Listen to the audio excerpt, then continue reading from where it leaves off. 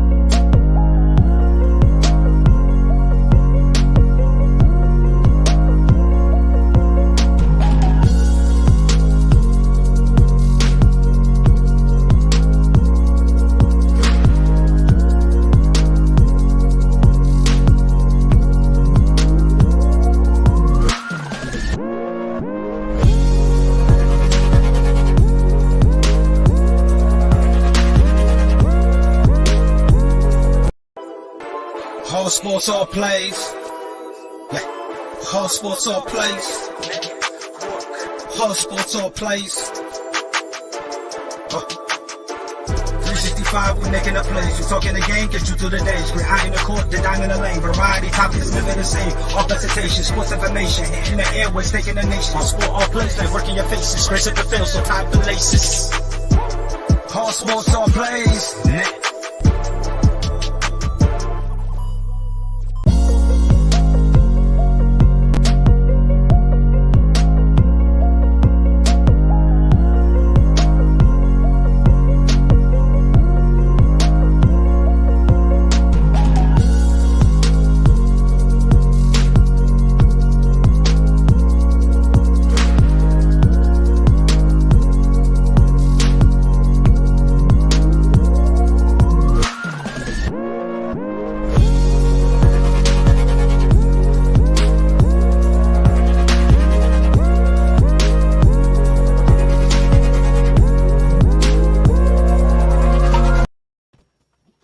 All right, what's up, everybody? Welcome to the ASAP Afternoon Blitz.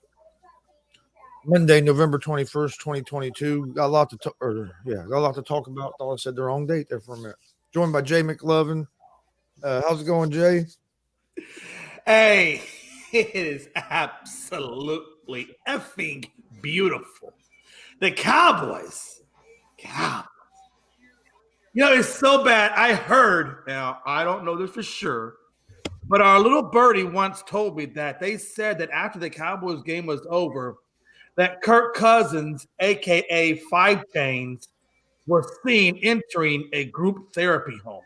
I don't know what a group therapy home is, but I'm just saying I heard he was entering into a group therapy home, and somehow or another there was a straitjacket that they had to apply. Now, I don't know if that's true, but it's what I heard. How about them Cowboys? Let's go, Pearland. Pear fucking land. And we're also joined by the stat guy. Hey, how's it going? How's it going, Dustin? Good, sitting in my chair with a nice drink, getting ready for Team USA to take on Wales in the World Cup. Yeah, today's Team USA's first game, isn't it? Yep, starting actually any minute. All right, but we have didn't the World Cup app? I think it crashed. I think like somebody. Oh yeah, 31,456 fans from England and the United States could not get into their games because the World Cup app crashed and they couldn't get their tickets to pull up. Isn't that just insane? So tell me, I can't come into the World Cup. So they just wouldn't let the people into the game? Nope. Oh man, you got a lot of pissed off people. And it's also the first World Cup in history that's not selling alcohol. Yeah, I did hear that. Why so not only no. They're not selling alcohol to the general public. The Joe Schmuckatellis like us. Trust me, up there. Well, what I'm saying is, like the people, boxes, not only can you not get into the game, champagne. But you can't drink. Trust me, they are drinking that French champagne. That's how you say champagne in French. That French champagne up there in the upper deck levels. Trust me, them Arabs that are up there that are controlling this in the Qatar world, they are drinking the French champagne, looking down upon the Schmuckatellis that the app crashed and can't even get into the damn game, laughing their little freaking heads off. Fucking Americans. Why aren't they selling that beer to the general public? That makes no sense to me. That's where you make a lot of your money. The Qatar government does not want it to be sold because of how late the World Cup games are being played. Because right now, Team USA is supposed to play at 1 o'clock, but that's 10 o'clock Qatar time. Yeah, you're right, because nobody wants to see a guy drunk in the daytime or in the nighttime. We'd rather see them drunk in the daytime. You're right. I guess AM versus PM, that really makes a whole hell of a lot of difference. No, it's the Qatar government. What a time to be alive. Hey, all I know is the World Cup. Think about all the money that they are losing. Endorsements, products, and everything outside of that is associated with alcoholic beer sales. I mean, they're losing some money. Not only are they losing money, but the cities, I hate to say it, but we all know that people are going to get publicly intoxicated. So that now means that the city is going to lose money and possible court fines. I'm just saying, there's a lot of money that they're losing. Well, the FIFA directors already said he made a big mistake putting the World Cup in Qatar. Well, so now that begs a new question. So if he admits that he made a mistake by putting it in Qatar, does that mean that Qatar is no longer going to be eligible for a World Cup? After this year, probably not. Interesting, because I'll tell you right now, in Qatar, they got plenty of money. Yeah, I guess the living conditions are terrible. They don't even have, nice facilities for any of these teams to stay in. It's just like a complete joke, they said. Yeah. I'm sorry, did you put an L in Gonzo? I guess he called you Gonzo. Your new name is Gonzo. Like Gonzola. What a time to be alive. Good afternoon, Anthony. Had a pretty crazy day in the NFL. Like Jay already mentioned, the Cowboys blew out the Minnesota Vikings. You had the Eagles squeak by the Indianapolis Colts, a game that the Colts should have won. Missed a field goal and a turnover, but then we ended up getting a turnover, get the ball right back. But missed field goal. Hey, Gonzo, that's your team, and I know you saw this, and I don't want to skip over that. Over it. See, Sirianni, I hope I say his name right. The head coach of the Eagles was once offensive coordinator with the Colts under Frank Reich, and their days even go back further than that. I believe they were both with the Chargers at one point. So let me ask you this. Sirianni, when he won that game, he was kind of emotional about the whole Frank Reich being fired by the Colts. I mean, he was really freaking emotional to the point where he tore off his visor and was talking about it before he even got to the press conference. Yeah. My thing is, if you want to, he was mad the Colts fired Frank Reich. Said he knows how great of a coach Frank is, and he said, you don't want me to talk about how I feel about what went on in that building. But you can be mad about Frank Reich getting fired if you want. But it's hard to really talk shit after a game when you were losing the whole game and you. But my question is, do you think he has a point that maybe Frank Reich shouldn't have been fired because maybe they had an off year? But come on, nope. Look at the prime example. Jeff Saturday comes in, immediately goes back to Matt Ryan. They win that first game with Matt Ryan, and then yesterday Matt Ryan played well enough to win. And yet Frank Reich goes with Sam Ellinger and refuses to go back to Matt Ryan when Sam Ellinger had no business being a starter. That and look, we got a first-time play caller. Well, it was a second game yesterday, and to me, he's calling better plays than what Reich was. The offense looks. Hey, the only reason I'm asking that question is because we got what Sirianni's viewpoint of it was. Yeah. I just want to see what the other side of the coin is, and you guys are the other side of the coin. So I wanted to see what you guys thought in contrast to what Sirianni was saying. Well, I compare the Colts situation right now to the same situation that the Rams and the Packers are going through right now. You see how much the Packers and the Rams are struggling this year, especially on offense. A big reason for the Rams' struggles on offense was their offensive coordinator and Kevin O'Connell and their quarterback coach last year in Wes Phillips left the Rams to go to Minnesota. So now that entire offensive coaching staff with the Rams is completely different, and now the Rams look like a completely different team. Same thing in Green Bay. Matt LaFleur loses his offensive coordinator in Nathaniel Hackett. He loses his quarterback coach in Luke Getsy. And now all of a sudden that offense in Green Bay is a shell of what it looked like the last 3 years. Frank Reich lost his right-hand man to Nick Sirianni. Philadelphia's offensive coordinator was also the quarterback coach in Indianapolis when Nick Sirianni was there. And now Indianapolis looks like a shell of what they used to look like offensively as opposed to what Philadelphia is doing right now with those two. No, absolutely. Absolutely. By the way, Dustin, I meant to ask you earlier, could you just tell me who won the World Series this year? Because I forgot already. I got that amnesia shit working. I believe it was. Remind me who won the World Series? I believe it was the Colt 45s. Oh, Dustin went way back. Dustin went back to the formation of the Astros. You know what? Just because you said that, you made my nipples hard. Colt 45s. I believe they took Game 6 in the Astrodome on a long home run by Jeff Bagwell in the dead center. Because I asked this question. And I know I'm way off. And Gonz, I'm sorry. I know I'm way off topic. I was trying to be kind of funny, but then Dustin's on here, and I do have to ask the question. Dustin, I know you're not looking at Google, and if you're looking at Google, please turn it off. Please, I want your undivided. I only want what's in here. I don't want whatever's in front of you to help you or aid you in any kind of freaking way. All I want to know, Dustin, is number one. I want to know two things. Number one, who got the first $1 million per year contract? Number two, what organization gave it to him? That I won't know. Oh, thank God, because I want to bust your balls so bad right now that you don't know that you're not a freaking computer. You're a human being. You freaking bleed. The answer, my friend, is Nolan freaking Ryan. You may call him the Express. The organization was the Houston freaking Astros, baby. All day. Breaking barriers, showing you who got the quan.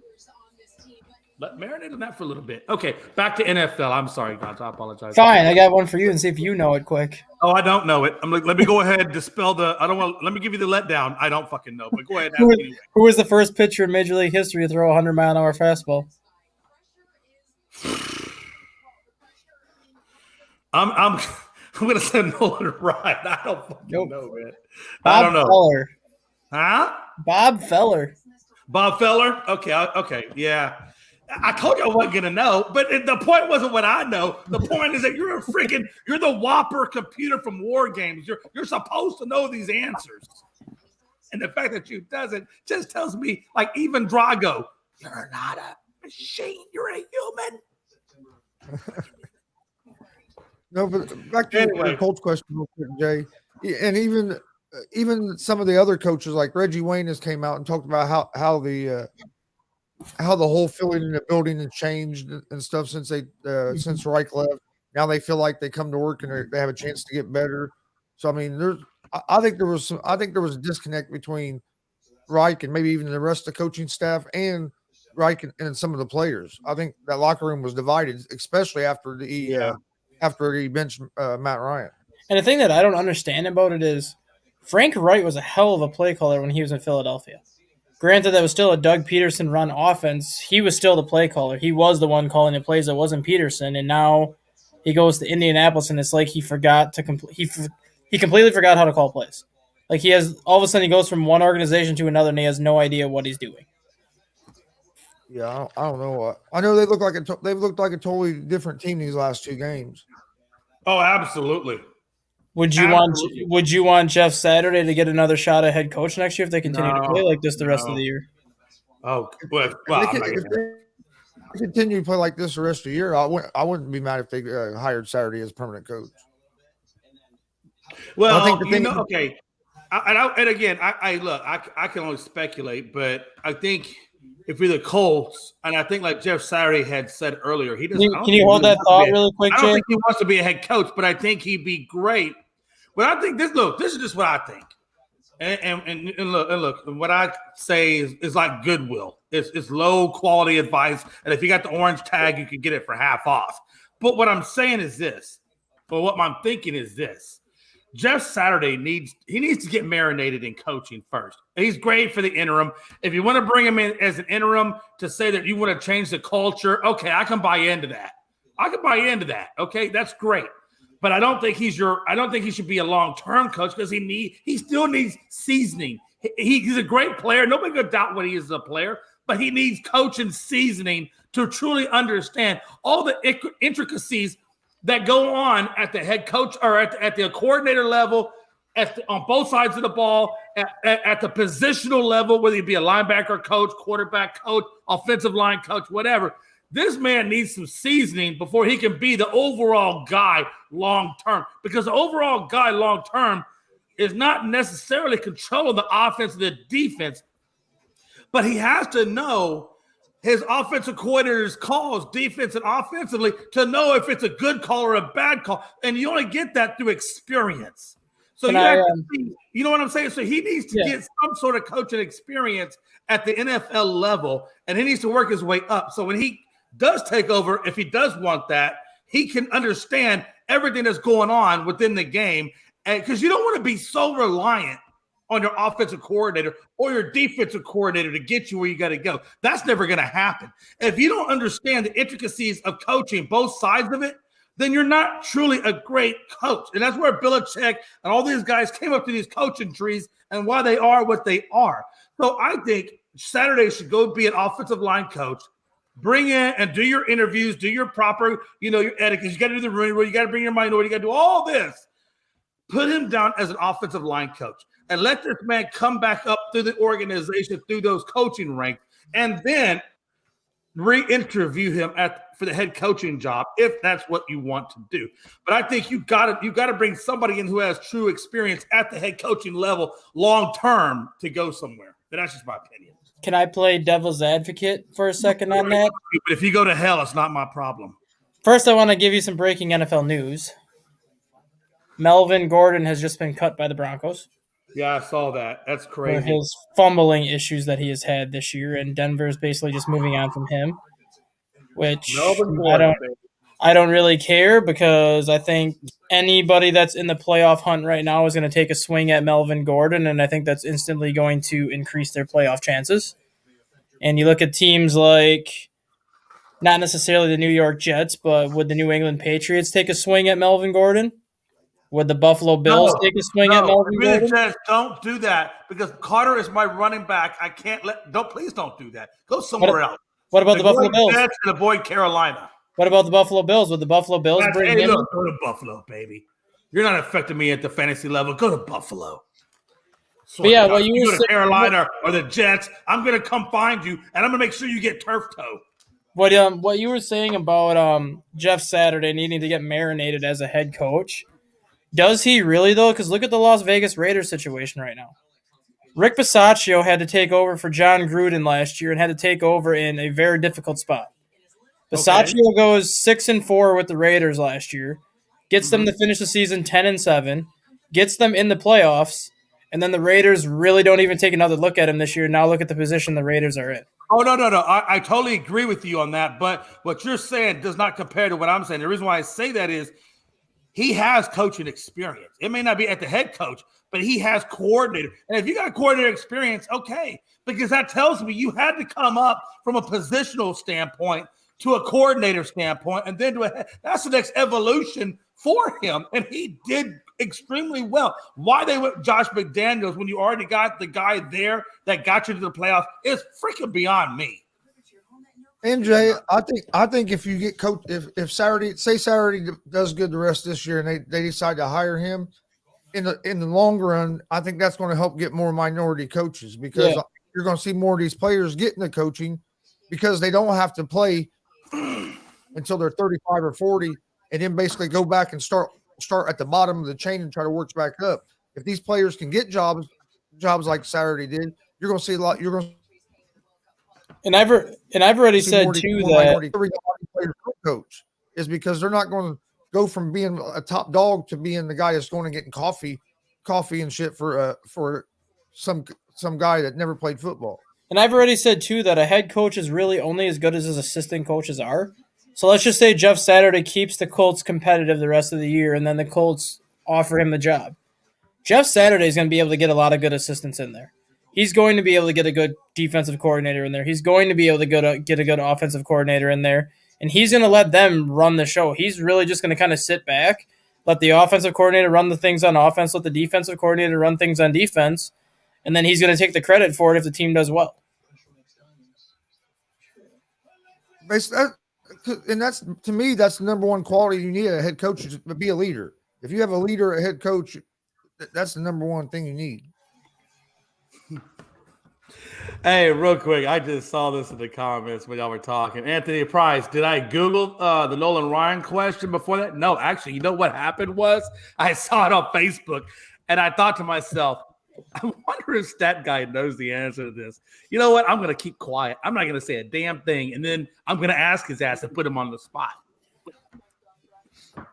What a time to be alive. How's it going, Frankie? What's going on, boys? How you guys doing today? Hey, Frankie, I'm doing wonderful. I just had a question. If you don't mind me asking, sir, me and you went head-to-head this week in fantasy football in a 20 league, and we both had the same record at 5 and 5 apiece. First of all, I got to congratulate you, brother, man. Hey, you put up a damn hard-ass fight, and I told you earlier, man, I really thought I was going to lose to you, man. I really honestly thought that you had this in the bag, bro, and I'm sorry that you lost. But, man, what a hell of a fight, bro. I just want you to know that, man. Good fight, bro. Yeah, it was really good. It was a really good matchup between me and Jay. Not that very far off point differentials. What really killed me in fantasy this week was at the very end where Mike Williams ended up getting hurt in the first quarter. That really bummed me out. And then Scranton didn't do anything until about the fourth quarter. Until the fourth quarter with about like 3 minutes left. You know, he only got one pass towards him.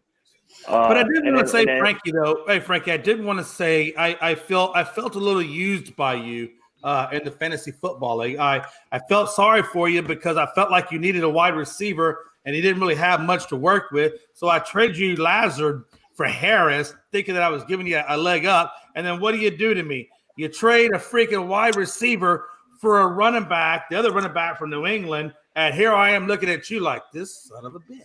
Yeah, baby. I just want you to know that. Hey, I saw you try to pull that slick one on me, but at the end of the day, At the end of the day, just like my boys here, baby, we are your daddy. Let's marinate on that for a minute. No, not really. I don't really understand why you keep saying that. It's really weird. If anything, you're taking that from us when we did that with the Cleveland Guardians. No, I took that from Big Poppy when Big Poppy stood up in front of the whole crowd and said, Yankees, who's your daddy? And then he had an Astros jersey on. I'm just saying. And who did he marinate take it on that from? for a minute.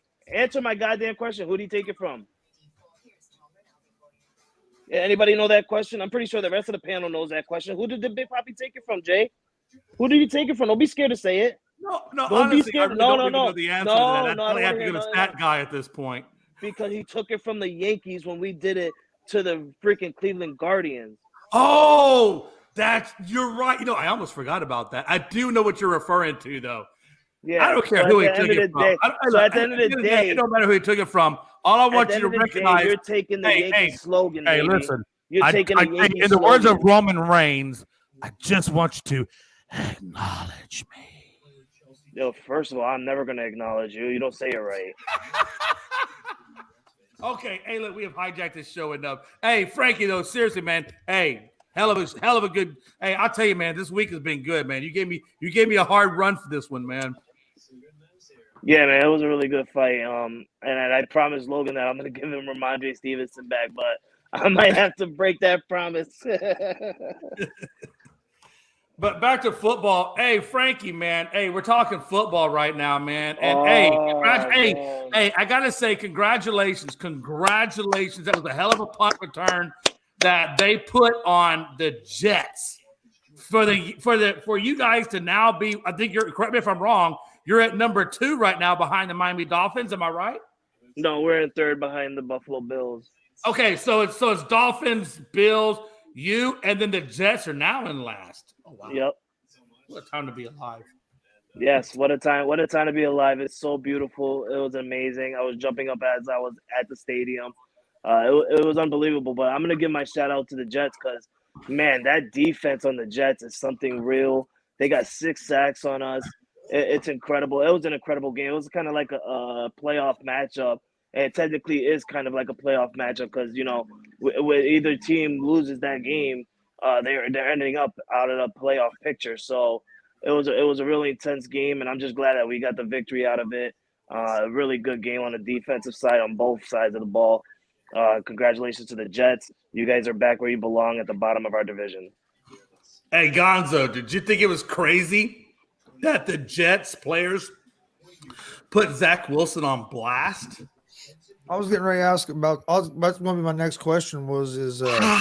You think that Zach Wilson gets benched for Joe Flacco? Offense had what, 2 total yards in the second half, and then in the press conference was asked if he let his team down, and he said no. He said kind of defensively too, no, and walked off. So yeah, now you got some of the teammates on him. I think if the Jets want to take advantage of this defense they have, I think you go with Flacco. I think he's the guy that he might not be the quarterback of the future, but he's the best guy. No, I agree with you. As a matter of fact, there was, and I don't remember showing up. There was a question where we said, "Are these?" This is before this game even happened, and we said, "Are these Jets for real?" And I said, "Look, you put Flacco as the quarter, and it's that guy. Chime in on this because I know you got the stats, man. But what I'm saying is, I said, look, you put Flacco in charge of this team, and they can do some damage. You put Flacco in charge because I think Flacco does not turn the ball over like Wilson does. I think he's got Super Bowl experience, and this man can run an offense. He's not going to give you this superstar, epic Joe Burrow, Allen, Mahomes performance, but he's going to guide your team to victory as a game manager. He's going to do that. And I said, if you put Flacco in charge of this team, these Jets have a real serious ability to be in contention. Stat guy, I want you to elaborate that because I know you know all the stats. Would you agree with that or disagree? I would agree and disagree. I'm going to disagree for a couple of reasons. If you look at the Jets' remaining schedule, they have the Chicago Bears this week, they have the Jaguars on the horizon, and they have the Lions on the horizon.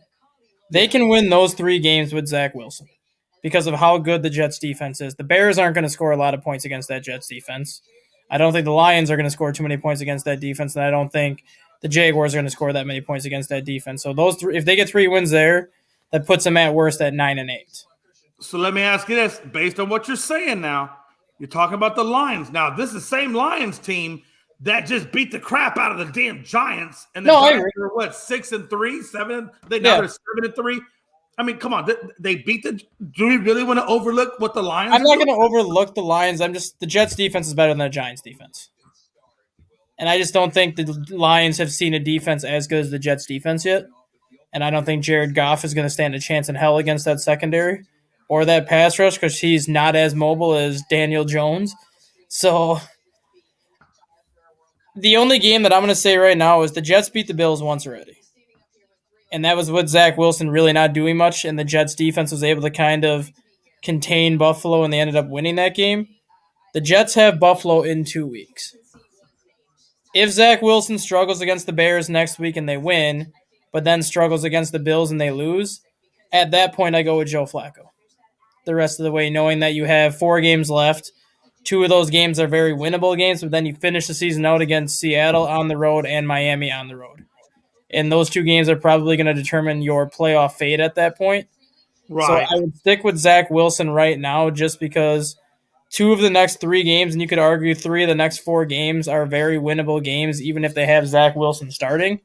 But if he struggles in the next 2 weeks, then you have to make the move to Joe Flacco just because the offense looked a lot better under Joe Flacco at the beginning of the year. The only difference was that defense was not playing at the level they are now those first couple of games of the season. Yeah, no. I agree with you. I just think the Jets and Frankie weigh in on this too, man. I think the Jets' best chance at having going far in the playoffs or getting to the playoffs is going to be under Joe Flacco more so than Wilson. And I think even if you took Wilson's inadequacies at quarterback away from him, just the fact that his team now pretty much hates him has pretty much destroyed any chance that Zach Wilson has in this team. I think in my end, honestly, I don't think it really matters who's going to be behind the center for the Jets. It could be Joe Flacco. It could be Zach Wilson. The defense is great, yes, but on the offensive side, they're not good. They're really not good. They don't have good wide receivers to throw it to. They don't have their solid running back. I mean, Jay, you yourself know you have their running back on fantasy, and he wasn't doing anything for you. So that tells you everything right there. If Carter's not going to get the yards for the Jets, and you got the receivers who basically aren't doing nothing, you have Moore on the Jets who finally showed up for them yesterday, but he didn't contribute that very much. So I mean, the Jets offensively is not good, and the defense is really sad to say that the defense is really, really good this year for the Jets. The offense is what's going to make them lose and not make the playoffs, because at the end of the day, your offense needs to score you points. If your defense is going to continue getting sacks, fumble recoveries, or interceptions returned for touchdowns or anything like that, yes, you have a chance. But that's rarely possible to happen in the NFL at every game. So the offense need to turn it around. And to me, it doesn't matter who's going to be behind center. It could be Joe Flacco. It could be Zach Wilson. Like I said, they don't have a wide receiver corps to throw it to, and they don't have a running back to get them positive yards. And I do want to keep this in some sort of perspective now. And Frankie, again, I don't want you to think I'm disrespecting the New England effort and getting the win. But honestly, man, hey, you take away that damn punt return. And again, I watched it several times. Hellified punt return. Hey, look, mad kudos to him. But you take away that punt return, and you guys are looking at a 3-3 still game. So what I'm asking you is this. Again, Zach Wilson was terrible, no doubt about it. Guy went 9 for 22 for 77 yards. That's bullshit. Plus, it took 4 sacks. If you look at their running game, they only ran the damn ball for 59 yards. They brought in Robinson, quote unquote, from the Jaguars to spice up the running game, and yet Robinson only runs the ball 7 times for 10 yards. That's 1.4 yards per average. I mean, come on. It just kind of tells you to tell the tape on the on the New York Jets side of it. But if you look at the Patriots side, hey, I'm not going to knock Mac Jones because he didn't give up any interceptions, right? Hey, the guy gave you 246, but he got sacked 6 damn times. Mm-hmm. Harris gave you 8 for 65. Stevenson gave you 15 for 26 yards. What I'm saying is this. I'm pointing out these stats for a reason. We talk about how bad the Jets are, blah, blah, blah. But you take away that punt return, and this New England Patriots wasn't really that much damn better. We would have won. I'm not trying to disrespect the Patriots, but I do want to keep it. But I do want to keep it in perspective that this was a 3-3 game up until the point where you got the punt return. Thank God you got the punt return, or we still be at 3-3 trying to figure out what offense is going to actually do something. Can we? I feel like we would have still. I'm sorry, that guy, but I feel like we would have still won the game. We had 25 seconds on the clock. If this dude wanted the fair catch, we would have been at the our 16-yard line. And I think with 2, maybe 3 good throws from Mac Jones, get us into field goal range, Nick Folk would have made that field goal kick. Mind you, he did miss two kicks yesterday, but that was going against the wind.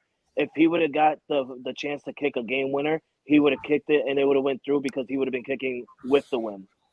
So my question for you is, and it has nothing to do with the Jets at this point.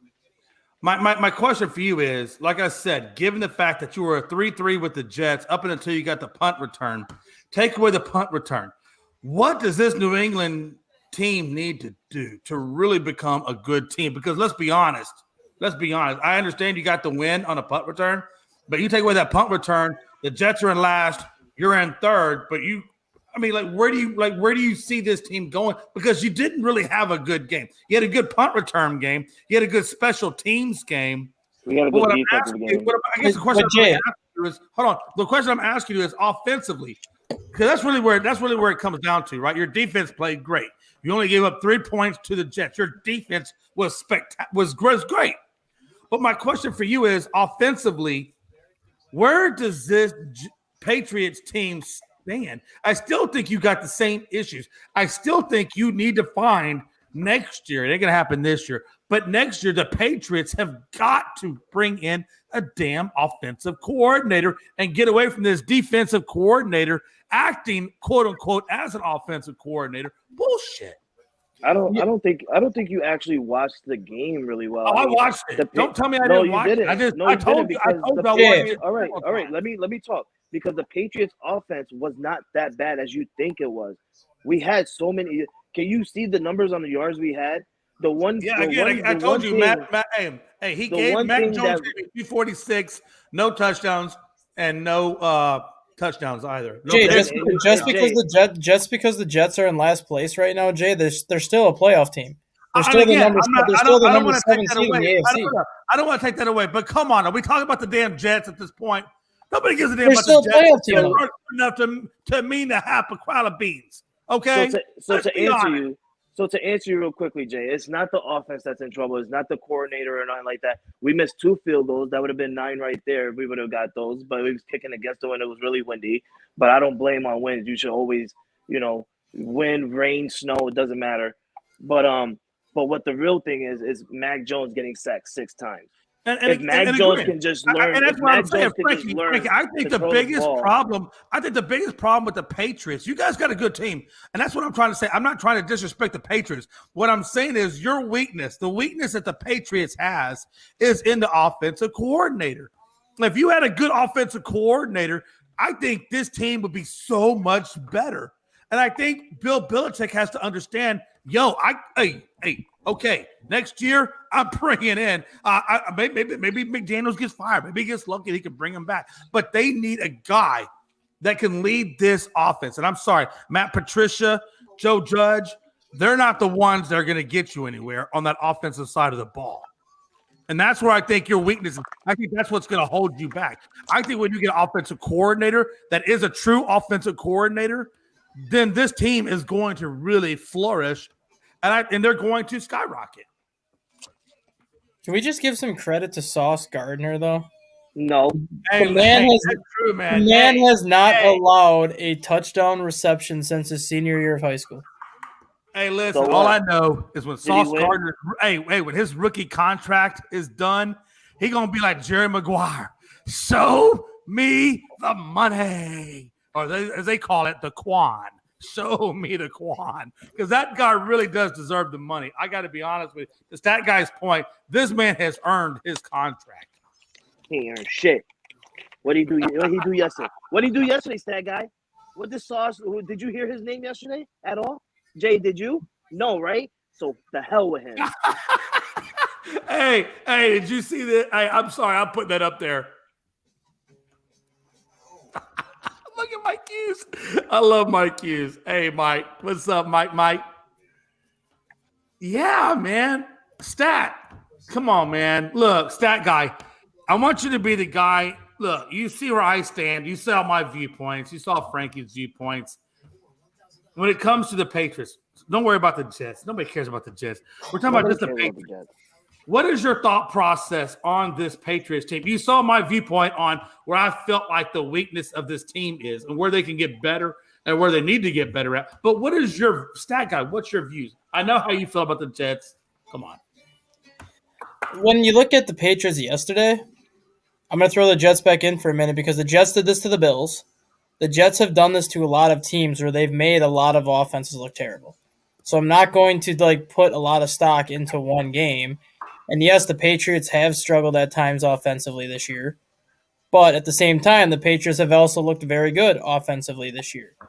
Matt Patricia and Joe Judge are not offensive coordinators per se, but they are getting a lot out of Mac Jones right now.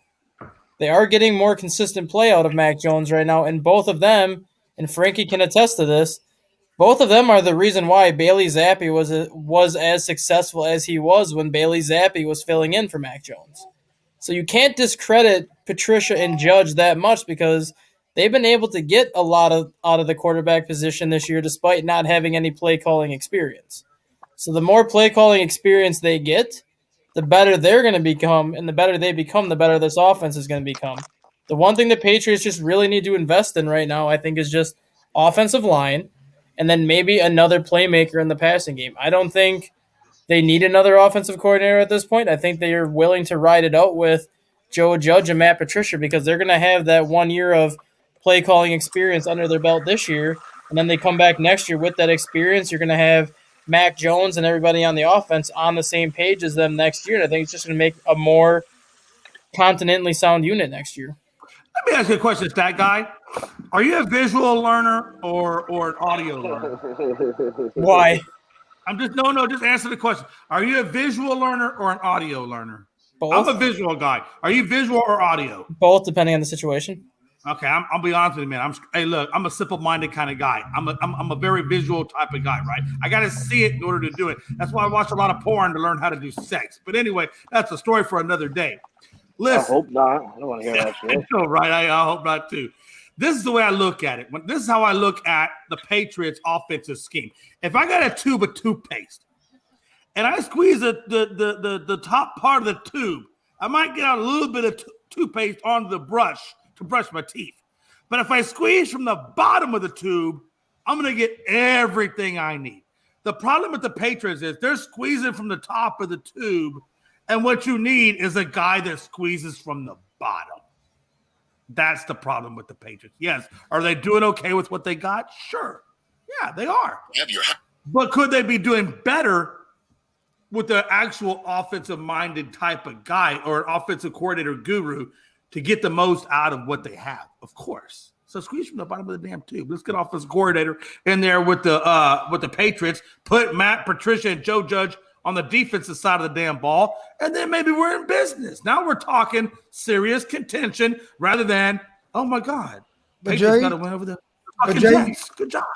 Yeah, but Jay, you see the problems like that Josh McDaniels is having with the Raiders calling plays. You see the problem that Frank Reich had with the Colts calling plays. Sometimes just because you're an offensive-minded coach don't mean that you're going to work with that team. Chris.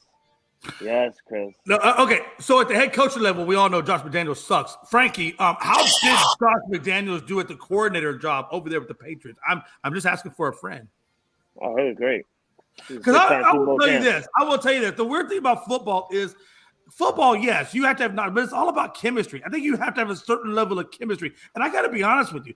The chemistry between Bill Belichick, Josh McDaniels, and the quarterback, when you get that little triangle working, it just looks phenomenal. Phenomenal. To the point where we're not talking Bills. We're talking Patriots wild card in the playoffs. Well, let me ask you this. As Mac Jones looked worse this year with Judge and with Judge. Okay, you already answered it. If Zappy, watch this. If Zappy took over for Mac Jones because we didn't, but that's because Mac Jones was hurt. Yeah, but even when Mac Jones came back is what I'm getting at. When Mac Jones came back, we were still talking Zappy. I know we were still talking Zappy because I remember we were still talking Zappy. Because the way Zappy played, and that gives compliments to Joe Judge and Matt Patricia as offensive coordinators for Zappy to be able to come in and play that way. Okay, and again, hey, kudos to those two guys. I think the point I'm making is not necessarily the fact that those two defensive coordinators did a pretty good job. Yeah, they've done a good job. Joe Judge is not a defensive coordinator. The problem I'm saying is that, like I said, the toothpaste, you're squeezing at the top. Yeah, are they getting some production? They're getting production. But are you getting all of the production? And that's where I think it's lacking. Yeah, they're doing an okay job. I'm not scared to tell you they're not doing an okay job. I'm telling you, they're not getting the full. I just want to clarify something. Joe Judge has never once in his life been defensive coordinator or defensive-minded coach. Before he left to go head coach for the New York Giants, he was special teams. Actually, he was a special teams coach. I know what he was, but he's more. And then he became. Hold on. And then he became our wide receivers coach. So what does that tell you? If he became our wide receivers coach, he's an offensive. He's a wide receivers coach. He's an offensive-minded coach. Yeah, wide receiver. Yeah, I bet your wide receivers are kicking ass. How's your quarterback doing?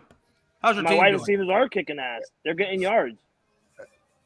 Hey, Frankie, last year when Josh McDaniels was the coordinator with Mac Jones, is there a big drop-off this year with him not being there? I mean, it's kind of like the same, honestly. I mean, I think what the difference is. Let me ask it differently. Hey, Frankie, can I answer one guy? Not so much was there a drop-off, because we know he's not going to drop off. I mean, he learned what he learned. The question I think is, and guys, I apologize, man, but come on now, let's just call a spade what a spade is. Where's the improvement? Where's the advancement from last year? That's really what we're talking about, because we're talking about Zappy coming in the equation a little bit. Where's the improvement over last year to this year? And where could it have been with an offensive-minded coordinator? You really sound like a Mac Jones hater. Because everything that comes out of your mouth, last 5 minutes. See, that's the problem. Hold on, no. The last 5 minutes. Don't take it like that. No, don't take the last 5 minutes. You're like, I'm not talking about Mac Jones. I'm talking about his development. Where can his development be with an offensive-minded coordinator? Go ahead, Frankie. I like Mac Jones, by the way. I had no issue with Mac Jones. Keep going. You done? I'm just saying, I'm not trying to hate on Mac Jones. If you think I'm hating on Mac Jones, and you obviously didn't hear the conversation is his advancement, not him, but his advancement. How much further along could he be if Josh McDaniels was still there or an offensive-minded coach was still there guiding him? Where could his advancement be? I'm done now, by the way. Okay. So back to my topic. You sound like a huge Mac Jones hater because the last 5 minutes, okay, you're talking about his advancement and where lack of advancement from different coordinators. No, you sound like a Mac Jones hater because everything that comes out of your mouth after you say Mac Jones is Bailey Zappi. Stop worrying about Bailey Zappi. All right, he's not gonna take Mac Jones' spot. I'm not. I got bigger things to worry about. I got Cooper Rush and Dak Prescott. I don't care about Zappy. I don't care if Zappy goes out tomorrow and becomes a transgender, and then he goes into female soccer. I don't care about Zappy. Okay. I'm sorry. Is Cooper Rush still undefeated? You're talking about Cooper Rush? Is he still undefeated? Of this show. Is Cooper Rush undefeated? No. All right. So don't bring him into this conversation unless he's undefeated like Bailey Zappi. But don't bring up Bailey Zappi talking about like he's gonna take Mac Jones' spot. That's not what's gonna happen. Mac Jones, there's nothing wrong with Mac Jones. There's no difference between him listening to Josh McDaniels or listening to Matt Patricia and Joe Judge. I feel like it's the same. It's really honestly the same. Hey, Frankie, I don't want you to take this the wrong way. I've just never spent this much time talking about bottom feeders before. But I guess we could probably give it a few more minutes if we want to talk more bottom feeders. The Cowboys have bottom one. Feeders. Patriots are the Cowboys have the one NFL. better Catfish win. is a catfish. They feel off the bottom of the league. Hold on. We're bottom feeders. And I have lit the fire. We're bottom feeders. Yet you're so happy about a 43 Hey, a Frankie, you ever go to a pet store and you get a sucker Vikings. fish? Oh, You know my what a sucker God. fish is? The sucker eats all the algae off the side of the tank. That's kind of what the Patriots are in the NFL. They're eating all of our shit right now. And now you guys are noticing why one by one, nobody wants to go on a podcast with Jay because nobody can get something out when Jay's on the podcast. Because when somebody's trying to get something out, Jay wants to bring his mic close to his lips, Freddie style. Yup, I said it here on ASAP. Freddie style, brings it close to his lips and wants to freaking talk over somebody because they don't want to hear what they got to say because he knows when something comes out of my mouth, he knows I'm right. He knows I'm going to shut him down. And that's just that. I love you. Oh, man.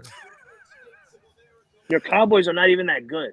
I just want you to know we're that. terrible. Damian Hernandez, you're a fucking moron. He didn't start the very game. You're right. No, the Cowboys are freaking terrible. Did you see the game yesterday? Oh my God, we're freaking horrible. The Vikings are not that good. Damian Hernandez. Damian Hernandez, you are a moron because Bailey Zappi did not start against the Bears. Mac Jones started against the Bears, and Bailey Zappi came in the second quarter. So, yes, Bailey Zappi is undefeated as a starter. Oh, no, he's definitely undefeated. And I you know what? The crazy thing about it is that I will say this about Bill Belichick, man. Look, we talked about Bill Belichick and the eyes of what was it? Sean McCoy brought about him. And if you look at, Bill Belichick's record without Brady, it is pretty dismal. 76-83. 76, or now it might be 77-83 with yesterday's win. So he does have a losing record without Brady, career-wise. 77-83. Yeah. He's been that much games without Brady. Hold on, Frankie. Before we go crazy now, I'm not saying that. I'm talking pre and post Brady. I'm not talking about. Okay. No. I'm not talking about his record with Brady. You didn't. Yeah. All right. No, I understand. You didn't say career-wise without Brady. I think you just said without Brady. Again, I'm talking. No, I get what you mean now. I'm talking pre-Brady, post-Brady. I'm talking going back to his Cleveland days. I know what you mean now. But what I'm saying is this, man. Hey, look. What a time to be alive, man. Can we just say what a time to be alive? Let's everybody just say one time. What a time to be alive, man. Fuck. I love Belichick, man. I think Belichick has a great. I will say this about Belichick. He does have an eye for talent. I mean, honestly, the guy does, right? He brought in Brady at 199. And I don't know how he got lucky to get Mac Jones at 15, but he got Mac Jones at 15. He went 11-5 with freaking Matt Castle, right? I think Zappi. I think out of outside of Brady, right? Because Brady was at 199. Nobody knew what they were going to get with Brady, especially with this combine. Nobody knew what they were going to get with Brady. But Bill Belichick obviously took a chance on him. He saw something in him, and of course, they went on to be the greatest dynasty in the NFL history. But I think outside of Brady, Mac Jones, you can look at the Mac Jones being like, "Hey, not a bad, good move there, Bill." But I don't look at that as being Bill's biggest move.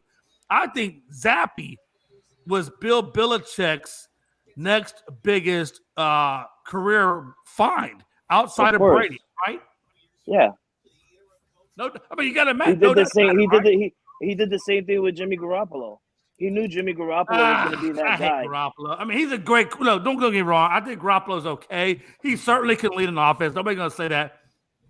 But I'm not a Garoppolo fan. I like Zappi. I like Brady. But and again, nothing against Garoppolo. I think he's all right.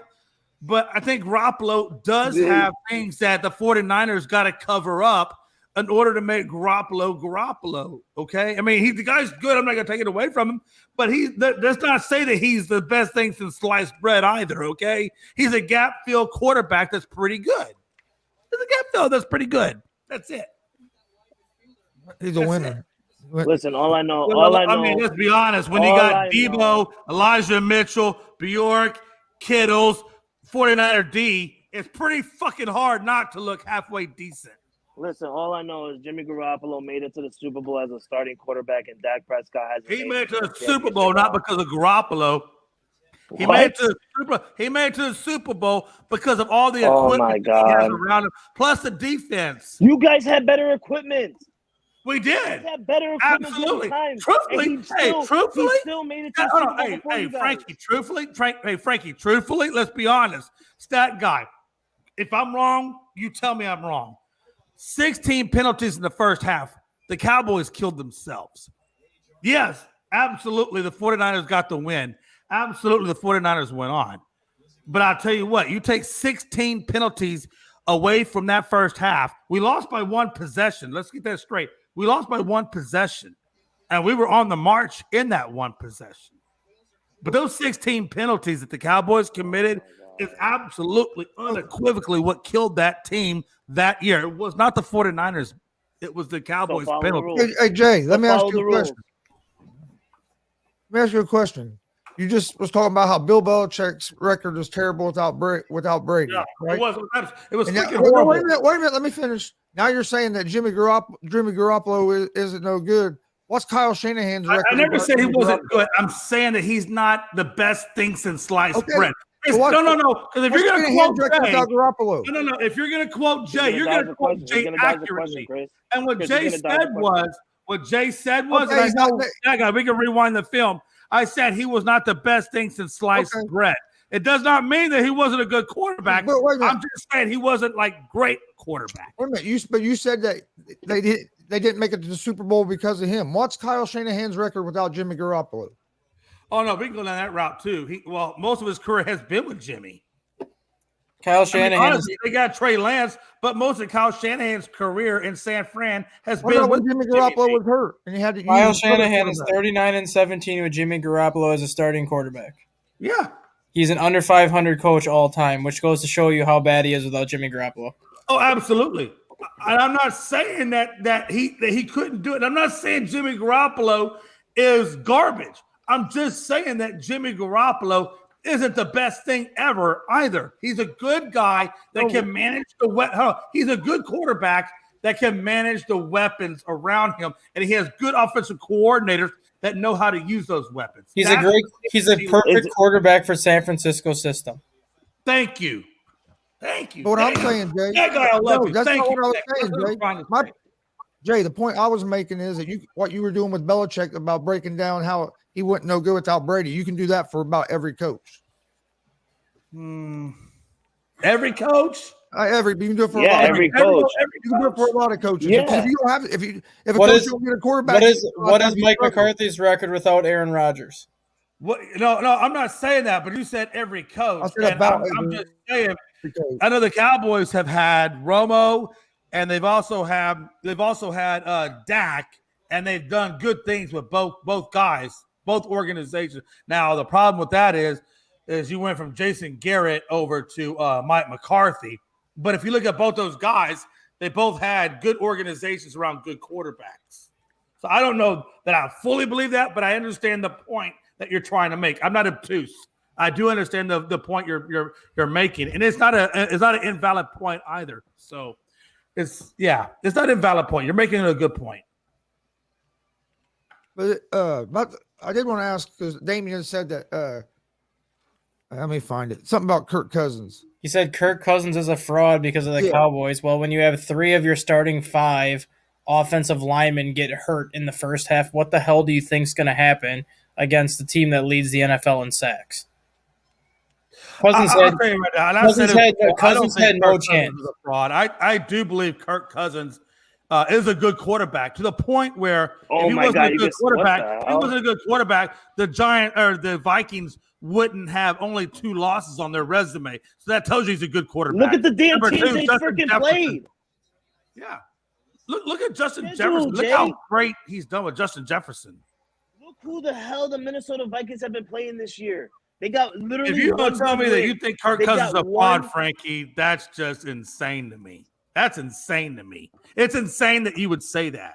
Because the problem is nobody cares about. I'm going to say it. Look, I'm going to say it. He's a fraud. Hey, look, how many people were saying Matt Stafford was dog shit up until the point where he went to the Rams and got a Super Bowl, and now everybody, who said Matthew Stafford Matt Stafford not too bad. Not too Whoever bad. And I saw a meme yesterday with Aaron Rodgers on the couch with an Al Bundy post because he couldn't get out of the damn couch to get a damn playoff win. So what are we talking about? Oh, my God. You gonna tell me Kirk Cousins is a good quarterback? You're full of shit. No, he's not. Man, No, with your he's not. shit.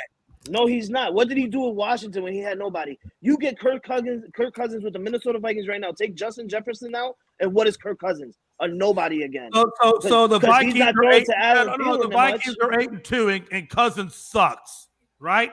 They're 8-2, and please- Cousins sucks. Oh my God! You do No, not it's not. see Oh my who God! the hell they're You're beating. telling me the Yes, it Vikings is. Oh are my 8-2 God. and they suck. Jay, look at their goddamn schedule and who they beat. They literally got one good win this season out of one good team, and that's the Buffalo Bills. And at Miami. And Miami. Okay, 2. Name the rest of the goddamn people that they beat. Hey, I'm sorry. Hey, real the quick, shitty Matt, Aaron Rodgers hold and on, the Packers, guy, a shitty I need Chicago a fact Bears, check. a shitty That guy, Detroit fact check Lions. me. Hey, who's number 1 in the division right now? Minnesota. Oh my God! And who's number 1 in the? I'm Hold on. But answer Miami's division. Hold on. I am going to side with Frank. I am going to side with Frankie on this. Minnesota has not had the most difficult schedule, which I agree with, but at the same time, they can only play what is on their schedule. Their schedule is what it is. Their schedule was decided 3 years ago, and they are only playing the teams that are on their schedule.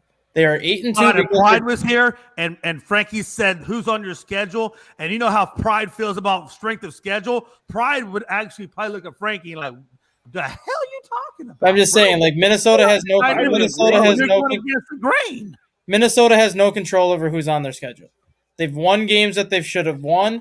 They've lost games that they should have lost. They've lost games that they probably should not have lost, and they've won games that they probably shouldn't have won. I don't think they are 8-2. I don't think they're as good as what their record shows. They showed it yesterday. But they're still the best team in the NFC North. Because that freaking division is trash. No, I get that. And Minnesota is not as bad as what they looked yesterday. And there's not a single person out there that's going to say Minnesota's as bad as what they looked yesterday. They played a Dallas team that probably played their best game they played all year.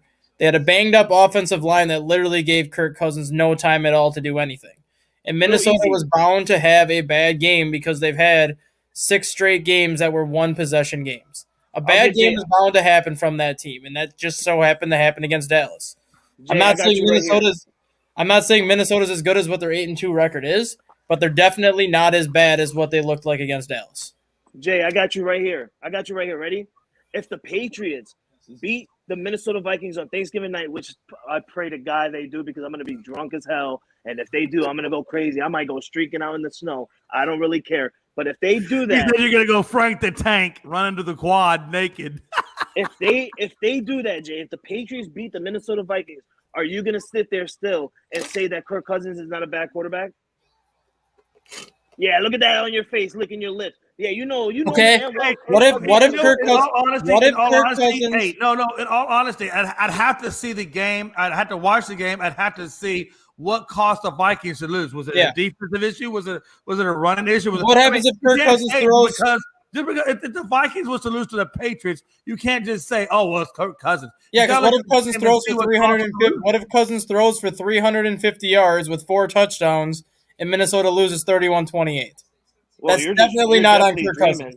You're definitely and that's what I'm saying. You got to wait and see the game first. Yeah, I'm not saying he's going to do that, but like if Minnesota were to lose similar to how they lost against Dallas, you would have an argument. But if he goes out and has a halfway decent game and Minnesota still loses, you can't really say he's a bad quarterback because if he does his part and the rest of the team doesn't do their part, that's not on him.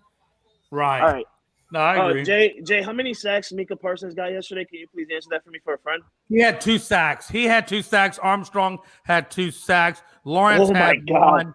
They had 7 total sacks, but Parsons was 2 out of the 7. Matter of fact, Parsons had the first sack that contributed to the fumble that started off the game in the first drive. I'm calling it right now. Matthew Judon gets 3 sacks alone. Okay, I put money on it. Dietrich Wise Jr. is probably going to get a sack and a half alone. We're probably going to get the same amount of sacks that the Dallas Cowboys got. Back up for a minute. You say you put money on it that Juno has 3 sacks. I'll take that bet. How much we talking?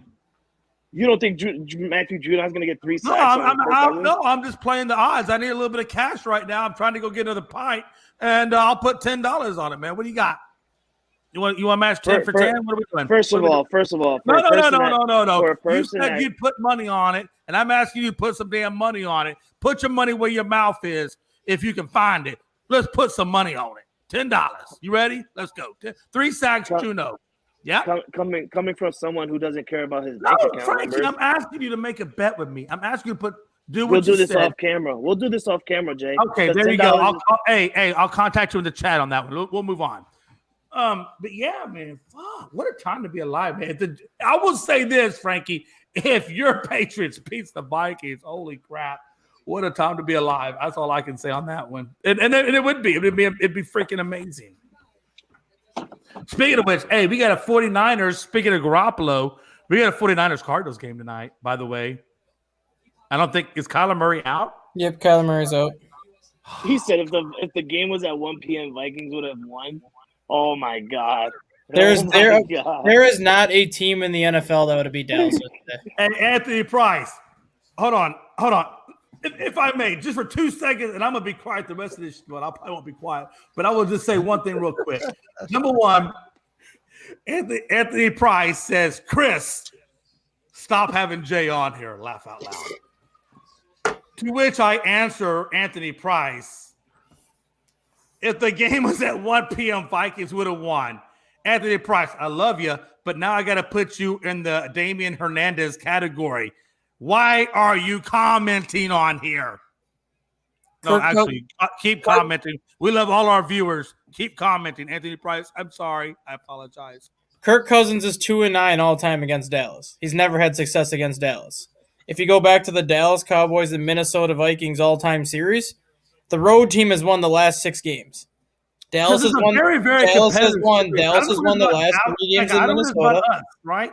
Dallas has won the last 3 games in Minnesota. Minnesota's won the last 3 games in Dallas. The road team always seems to win this series lately. And how Dallas played yesterday, there's not a team in the NFL that would have beat Dallas yesterday. There's just not. Dallas played about as perfect and about as flawless as you can play yesterday. Do you think? Guys, this question. Moving on a little bit. Still in FC. So, do you think the Eagles are starting to show some cracks in their armor that they're not as dominant as a lot of people thought they were? Because they haven't played a tough schedule either. I don't think they're starting to show cracks in their armor in terms of being as dominant as what they are. I just think they're starting to go through that adjustment period because teams are starting to figure out how to defend them now. And now that teams are starting to figure out how to defend them, now it's up to Nick Sirianni to figure out how to kind of counteract that and adjust back. Because you saw it in the Colts game yesterday when it was, 13-3? The fourth quarter, all of a sudden Sirianni starts making the adjustments, and Philadelphia started to move the ball more consistently in the fourth quarter. They started to get bigger chunk plays in the fourth quarter, and that led them to the comeback win. He was not able to do that against Washington on Monday night. He was not able to make the adjustments when Washington's defense took certain aspects away from that offense. Now is going to be the key to determining how good Philadelphia is, because they're starting to see teams that know how to defend Jalen Hurts now. They're starting to see teams that know how to kind of defend that offense, and if he cannot make the adjustments necessary, they're going to start losing more games more consistently. But if he can come up and make these adjustments on the fly, kind of like he did in that fourth quarter yesterday, Philadelphia's going to be just fine. You know, it's what's interesting, too, if you do look at the schedule that's remaining for the Philadelphia Eagles, they got Green Bay, which you don't know what version of Green Bay. Green Bay's not going to be able to adjust to Philadelphia. And I totally agree. Trust me, I agree with you there. It is in Green Bay, however. I will say that. Then you got the Titans. But I think for Green Bay, the biggest challenge, again, is still going to be how they play against Dallas. I want to see how they play against Dallas, especially – I really want to see what Dallas does now that they're coming off this Vikings win. I really want to see what Dallas does, because Dallas has a lot.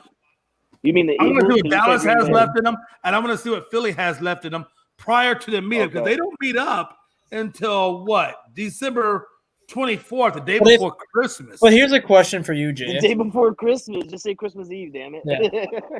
Jay, here's a question. They meet up on Christmas Eve. Thank you. Jay, here's a question for you. And I kind of said this eggnog, but okay. And I kind of said this to Chris a while back on the baseball show when we got to that final week of the season and the playoff seedings were kind of almost set in stone. And I'm like, well, if you're this team, do you not purposely try to lose, but do you try to lose to kind of put yourself in a better playoff position? If you're the Dallas Cowboys and you get to Christmas Eve and you're still 2 games behind Philly, do you obviously you want to win the division, but do you ultimately at that point, if you're going to lose to Philly, try to position yourselves into a better playoff matchup? As in, if Minnesota locks up that number 2 seed, do you try to position yourselves to guarantee that you see Minnesota the first round of the playoffs? I got you. Now do we play the position? Well, it doesn't matter. I got to be. I think the Eagles are going to win the division. That's what I'm saying, because if they get the 1 seed, I don't think Dallas. I don't see the Eagles getting the 3 wins or 3 losses. I see them maybe getting 2 losses. I don't see them getting 3. So because of that fact, I see the Cowboys coming in as a wild card. So yeah, I mean, do you like your chances better against Tampa Bay as a 4-5 matchup, or do you like your chances better as against Seattle as a 3-6 or against Minnesota as a 2-7? I will tell you this. Okay, if we were talking about getting further in the thing, yeah, you're going to take the lesser team, whatever. I think at this point, I don't want the lesser team though, because I don't want to get so far. I'd rather just look. Give me the damn team. Give me the team with the best matchup, and let's go at it. And if we win, then okay, great. And if we don't, well, then we didn't deserve to be there in the first damn place. Give me the damn team that's got the best record, and let's play some football, damn it. I'm going to tell you this. Though. Anthony Price, shut up. And I'm telling you this. Like Frankie said, Eagles haven't played nobody good. Really? That's your thought process. I said Vikings. Category. Hold on. I'm about to throw you the Damian Hernandez category for commenters. By the way, we love our commenters.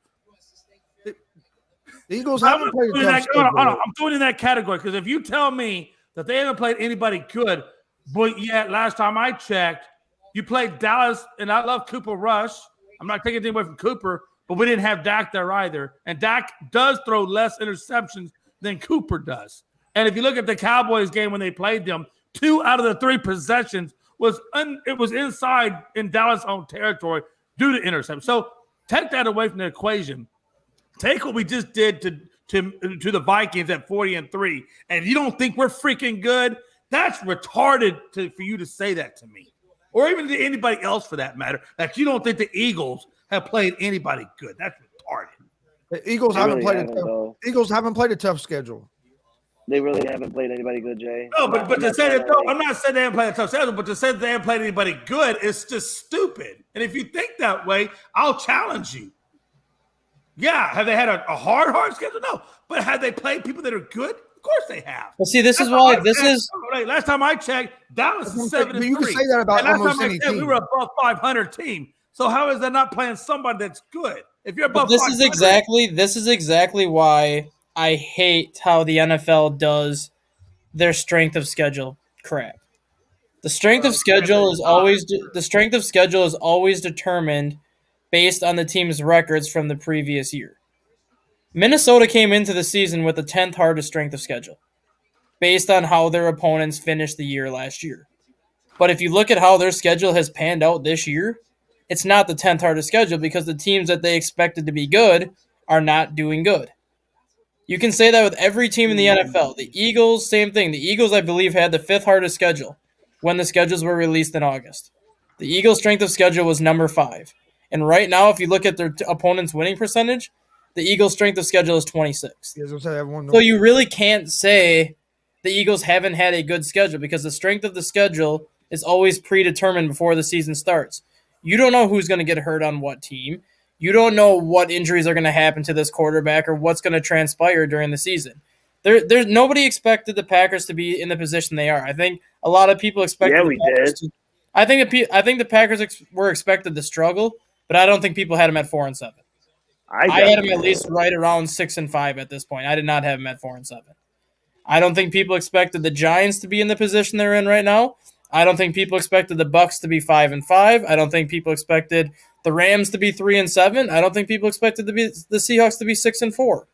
This is why strength of schedule needs to be thrown out the window because you never know in the NFL. I understand strength of schedule needs to be thrown out the window, but the fact of the matter is the Eagles did play the Vikings. Yeah. And they did play the Dallas Cowboys. Those are two good teams. And to say that they haven't played anybody good is just absolutely absurd. I don't care how you cut it. You gonna tell me the Vikings aren't good? You can tell the Dallas. I'm not talking about strength of schedule. I'm talking about we already talked about how Dallas. I'm just talking about that specific comment to say that they haven't played somebody good. I'm not talking about strength of schedule. We can talk about that all day. I'm just saying the Eagles have played somebody that's good, and they've come away with wins. So don't discount that. Don't just put that to the side. That's an asinine comment that makes no freaking sense. I'm not talking about strength of schedule. I'm just talking the fact that the Eagles have played good teams. Are they the best strength of schedule? No. But have they played good teams? You can't tell me they haven't.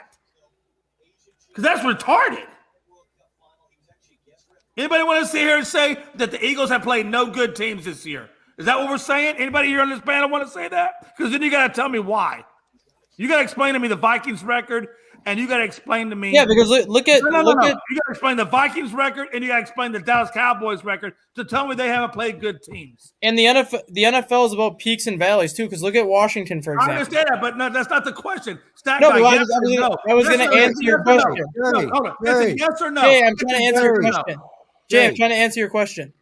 It's a yes or no. No, because listen to my explanation. I'm trying to answer your question. You're telling me that the Vikings or the Eagles have played no good teams. That's what you're telling. No, it's a yes or no. Hey, Jay, hold on, dude. Let him answer the question. And I'm not even a Viking. At one point, Washington was sitting at 2-4, and everyone was going to sit here and say Washington was a terrible team at 2-4. They're a 6-5 football team right now. They're not as bad as what people thought they were. Philadelphia played Dallas with Cooper Rush. Dallas was playing decent football at that point, but not as good as what Dallas is playing now. Were the Vikings undefeated when they played the Eagles? They were 1-0. They were 1-0. I'm not counting week 2 as anything because they were 1-0. I don't give a damn. But I'm just saying a lot of the teams the Eagles played when they played them. No, answer the question. Stat guy, has the Vikings been above 500 the entire season? Outside of week 2, yes. I don't give a damn. Have they been above 500? Yeah. Okay, what the hell are we talking about? But I'm just saying, like, they didn't play a good team. They played. What Anthony was saying is that the Eagles hadn't played a tough schedule. He just Minnesota. No, that's not Minnesota's credit. That is not what he said. But that's what he was meaning because that's what we were saying about Minnesota before that. To Minnesota's credit, they've won a lot of the games they're supposed to win, but they've faced a lot of backup quarterbacks. They've faced a lot of third-string quarterbacks. Explain to me this comment. Not that comment.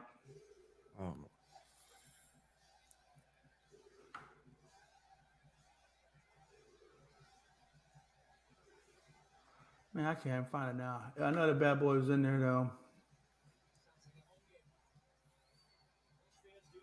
He must have deleted it. I bet he deleted that comment. Yeah, when Minnesota faced Miami. I deleted it too.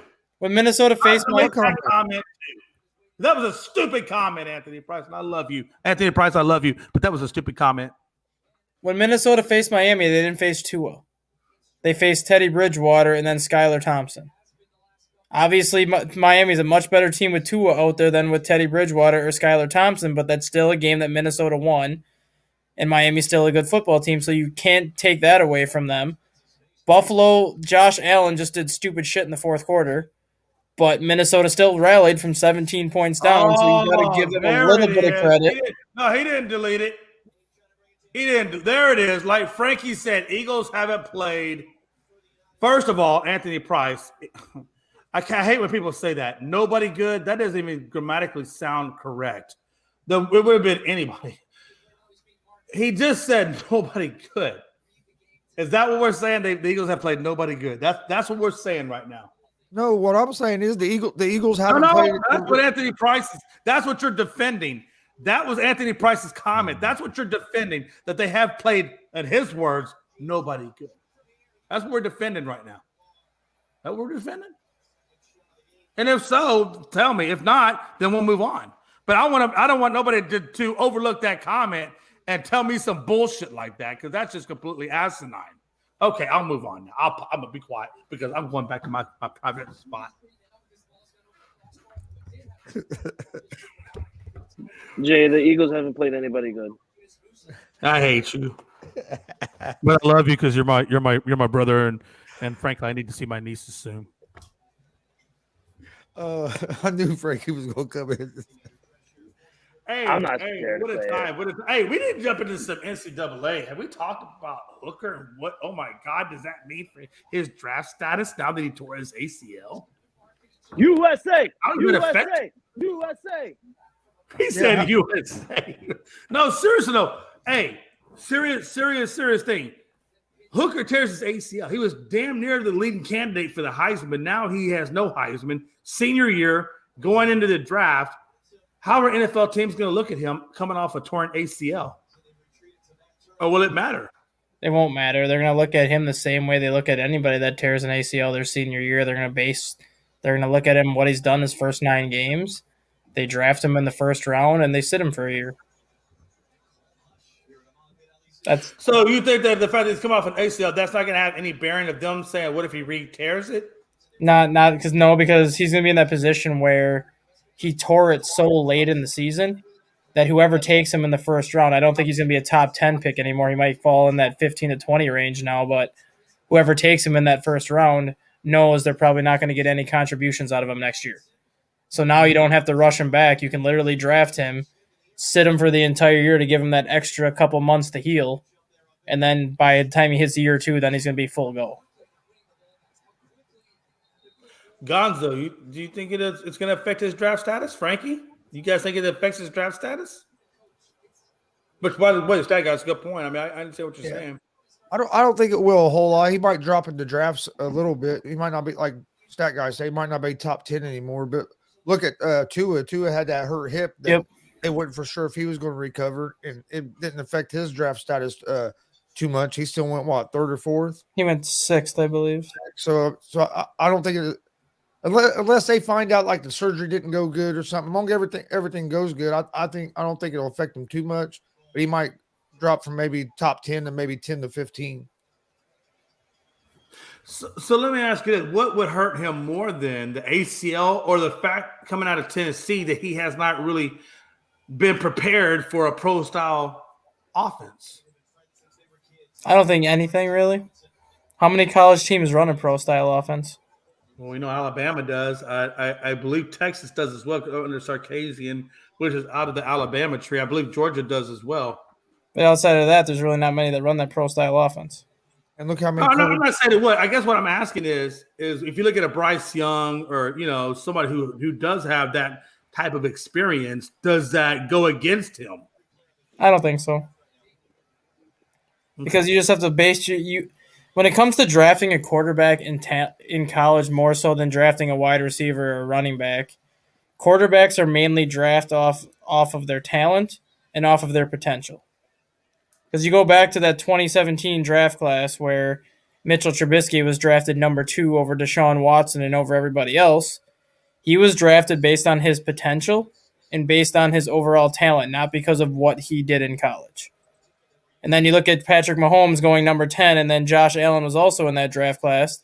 They were drafted because of their talent and their potential and not because of the system they were in college. When it comes to college quarterbacks, especially with Alabama and Ohio State and all these top 5 programs, they can run pro-style offenses because they have the best talent at every single position. They have all the 5-star recruits at wide receiver. They have all the 5-star recruits at running back, at offensive line, etc. Versus, I'm not going to say mid-major schools, but versus like the smaller programs like Texas Tech and like Wyoming and a lot of these smaller schools, they don't have the talent to run a pro-style offense. So you're basing your draft stock off of what you see on film from that quarterback, what you see from the talent side of things, and what you are going to bank on him for potential. And with Hendon Hooker, up until this year, he was a very solid quarterback that had plenty of talent and plenty of potential. This was the first year that his talent and his potential reached that same level. And I think that's going to be what teams are going to bank on when they draft him, knowing that, yes, it took him 3.5 years to kind of reach his full potential, but now that he's reached his full potential, we can build off of that going forward. Absolutely. And it's interesting to me, too, because Anthony Price does share that C.J. Stroud Is he the top dog now for the Heisman? And that's what I'm curious about. Now that Hooker is kind of out of the equation for the Heisman, in my opinion, I think it comes down to either Bo Nix or possibly even what's his name? Bryce Young. Nope. Neither. So who are you looking at? You gonna say Gibbs? Drake May from North Carolina. I was gonna ask you about that because I like May out of North Carolina, but I'm wondering will this. And I hate to say that word, strength of schedule. I wonder if him not facing the Come on, go back to the strength of schedule, Jay. Let's go. But does May's lack of harder competition, does that count against him for the Heisman? The guy's got 34 touchdowns and 4 interceptions as a freshman. You can give me the stats all day. I know there's stats on May. I'm asking you, does the competition that he faces versus what Young faces or Bo Nix faces, does that hurt him? Not really, because the ACC he is coming off a loss. You do realize the ACC still has very quality opponents in there. You still have Clemson. Maybe so, but I'm saying he's coming off of a loss too. So he is coming off of a loss. But if you put Drake May's numbers up against C.J. Stroud, up against Bryce Young, and up against Hendon Hooker, Drake May's got the best numbers of anybody. You know what? If I go against a high school football team, I probably would too. Drake May is probably. I'm just saying, hey, look, if I go against high school competition, the U.S. How about we step up the competition level? The U.S. just took a 1-0 lead, by the way, in the 36th minute. He's just doing like the Eagles and the Vikings. He's just playing the schedule that he's doing. Now we're talking some football. Let's go. In my opinion, I don't think Drake May is going to win the Heisman just because he's a freshman. Look, first of all, I like Drake May. Hey, just so you know, I like Drake May, and I think what he's done as a freshman is pretty damn substantial. He should be the favorite to win the Heisman. You can't take that away. He leads his team in rushing. He leads his team in rushing touchdowns. He's got the second highest completion percentage in college. He's top 4 in yardage. He's third in touchdown passes. He's got fewer interceptions than Bryce Young and C.J. Stroud. Like every number that you put up against there, Drake May is either right up there or better than the other Heisman candidates. Again, if the competition is, well, let's just say subpar, I would expect him to have those kind of numbers if I'm a good quarterback. Honestly, what are you saying, Jay? Jay, what are you saying? You saying he's not playing a tough schedule? Again, I know you're going to try to tie this back to the Eagles. I'm not talking about the Eagles' strength of schedule. I was just saying that they have played good teams. So let's not get those two confused. We're not going to go backwards, Frankie. We're going to stay in the present. Let's go forward. Well, you're saying the same thing he just said, though. Whatever. I hate you. I love you. I love you. I hate you. I can't live without you. I mean, like my boy Price say, bro. That was a saliva lyric, by the way. I just gave you some saliva. We just want consistency. That's all, bro. Anthony says there is consistency. And if I had a hammer and a chisel, I would drive it into your forehead, but I don't have either one. So we're just going to go with what we got. Right now, if you go to ESPN right now and type in 2022 Heisman, Bryce Young is not even in the top 5. I would put him in the top 5 either. The top 5 right now are Stetson Bennett at number 5. And I'm not a Stetson Bennett. Caleb Williams at number 4. Hendon Hooker at number 3. Drake May at number 2, and C.J. Stroud at number 1. So they have Drake May right up there with C.J. Stroud right now in the Heisman. And he just lost to freaking Georgia Tech. You're saying their names. I don't know them yet until they come into the NFL. I need schools. I need to know where they're at. C.J. Stroud, Ohio State. Okay. Drake May, North Carolina. Okay. Hendon Hooker, Tennessee. I need a cane to find my way around. Caleb Williams transferred from Oklahoma to USC this year. Okay. And then Stetson Bennett, Georgia. Oh, wow. I'm not saying a whole lot, but let's see. I got a couple extra canes, Jay. Hey, hold on. So May's schedule is FAMU. Wait a minute. Appalachian State. Can't you streak the schedule? Georgia State. You lost to Notre Dame. You lost to the Notre Dame team that's won 9 straight games. Miami, Duke, Pitt, UVA, Wake Forest, which, by the way, I'll give you the Wake Forest. And then you lose to Georgia freaking Tech. and you want to be in the Heisman. Hey, Notre Dame's not a bad loss. And that's not a bad loss. Notre Dame's won 9 games in a row. Again, I'm gonna give you that one too. I'll give you that one. Notre Dame.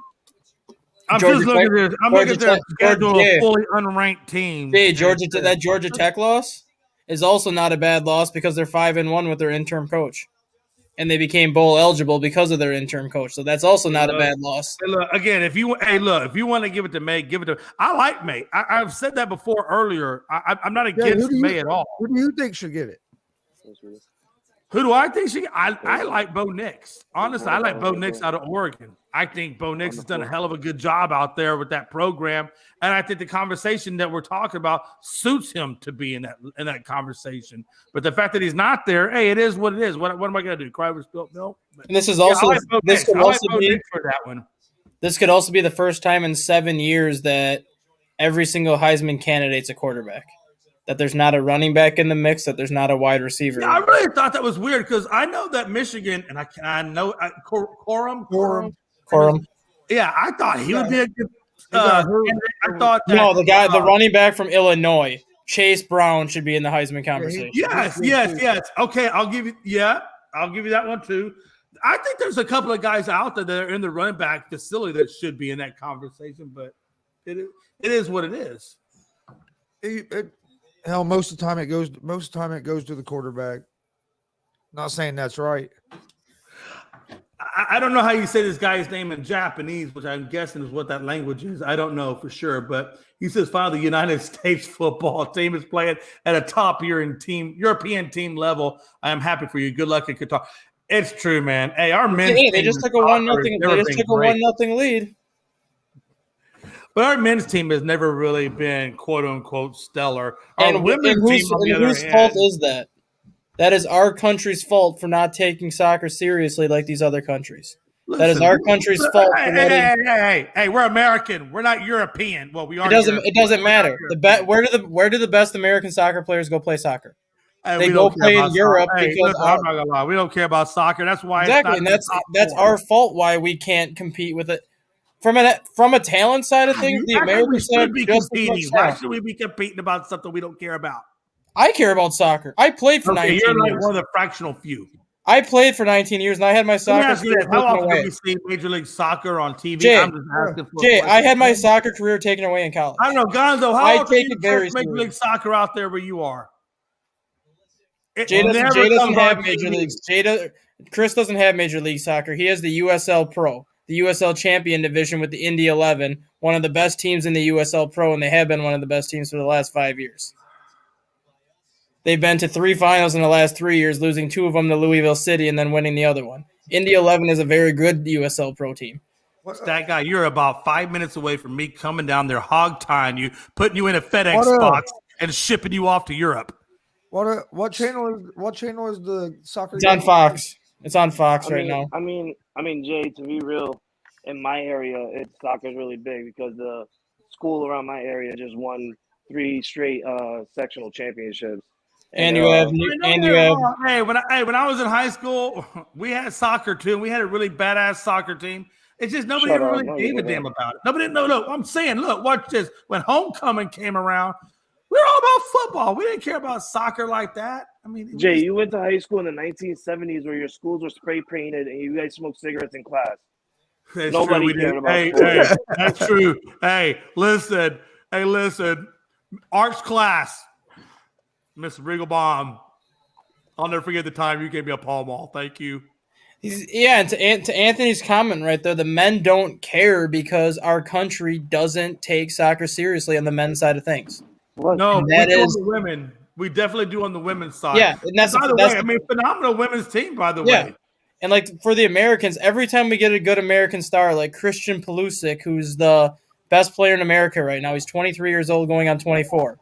Instead of trying to keep him in America, keep him in Major League Soccer to promote Major League Soccer in America, they ship him off to Europe to play for Chelsea.